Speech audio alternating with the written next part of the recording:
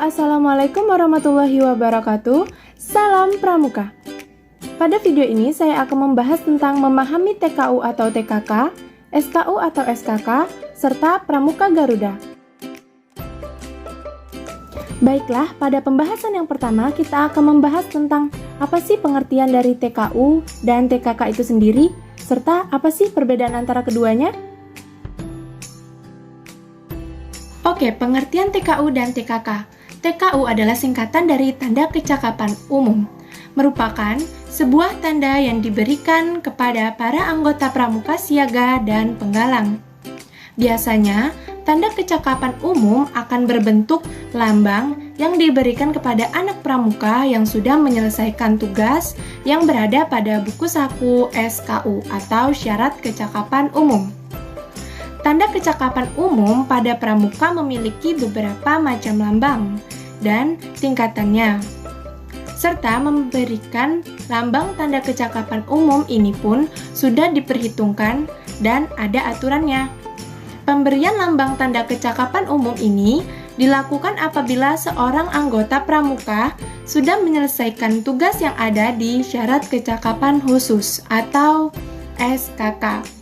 Apabila sudah dilakukan, maka baru bisa mendapatkan tanda kecakapan umum bagi anggota pramuka. Sedangkan pengertian TKK atau tanda kecakapan khusus adalah pemberian khusus yang apabila seorang anggota pramuka tersebut sudah menyelesaikan syarat kecakapan khusus atau SKK. Pemberian TKK kepada anggota pramuka tergantung keahlian apa yang ia mampu untuk menyelesaikannya. Pemberian TKK ini bertujuan sebagai pemberi penghargaan kepada anggota pramuka penegak yang sudah lama mengabdi di sekolah. Terus, kapan sih TKK diberikan untuk anggota penggalang itu?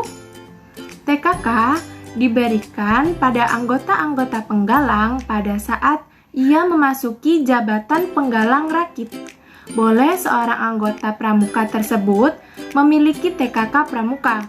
Sebagai anggota pramuka sejati, ketika ia mendapatkan TKK, maka ia akan bangga dan berusaha mempertanggungjawabkan TKK tersebut dengan baik. Selanjutnya, TKK didapatkan setelah menyelesaikan ujian-ujian SKK yang bersangkutan. TKK dikelompokkan menjadi 5 bidang.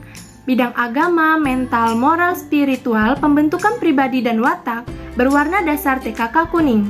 Bidang patriotisme dan seni budaya berwarna dasar TKK merah. Bidang keterampilan dan teknik pembangunan warna dasar TKK hijau. Bidang ketangkasan dan kesehatan berwarna dasar TKK putih. Bidang sosial perikemanusiaan, gotong royong, ketertiban masyarakat, perdamaian dunia, dan lingkungan hidup berwarna dasar TKK biru.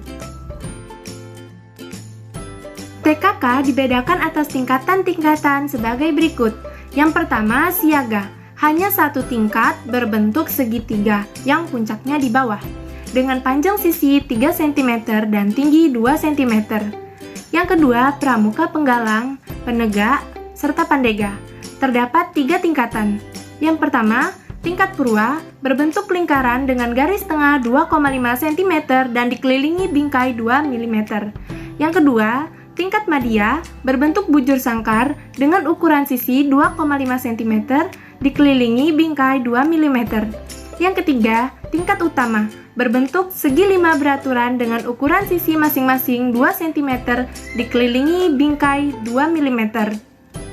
Komponen yang membedakan tingkatan pada TKK penggalang, penegak, serta pandega adalah sebagai berikut.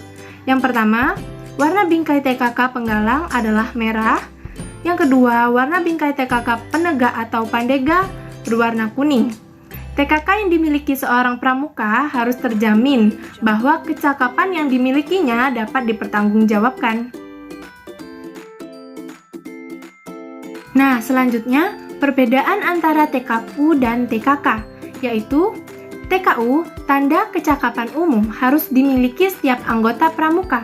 Sedangkan TKK, tanda kecakapan khusus, anggota yang memiliki keterampilan seperti keterampilan seni, olahraga, bakat, dan lain-lain. Selanjutnya, pembahasan yang kedua yaitu pengertian dari SKU dan SKK. Apa sih yang membedakannya? Nah, pengertian dari SKU atau salah satu syarat kecakapan umum anggota pramuka. Di dalam SKU ada beberapa materi yang harus dicapai oleh seorang anggota pramuka. SKU memiliki fungsi sebagai materi dan pembelajaran bagi anggota pramuka. SKU berperan aktif dalam penanaman sikap dan nilai-nilai pramuka, sehingga SKU jauh lebih ke arah materi di dalamnya. SKU disusun menurut pembagian golongan usia pramuka, yaitu golongan siaga, golongan penggalang, golongan penegak, dan golongan pandega. Selanjutnya, pengertian dari SKK adalah syarat kecakapan khusus, yaitu salah satu syarat kecakapan khusus oleh anggota pramuka. Syarat kecakapan khusus diperuntukkan bagi anggota penggalang, penegak, serta seterusnya. Apabila kalian tahu dan mempelajari syarat kecakapan khusus ini, maka anggota pramuka pasti mengerti untuk mengamalkan di dalam kehidupan sehari-hari. Apabila syarat kecakapan khusus ini tidak tercapai, maka susah untuk mendapatkan tanda kecakapan khusus, baik untuk golongan penggalang maupun penegak. Nah, perbedaan dari SKU dan SKK ini yaitu SKU buku syarat kecakapan umum yang harus dicapai untuk mencapai suatu tingkat golongan. Sedangkan SKK buku kecakapan khusus yang dimiliki oleh seorang anggota pramuka. SKU untuk golongan siaga terdiri dari 3 tingkatan, yaitu yang pertama, tingkat siaga mula, tingkat siaga bantu, dan tingkat siaga tata.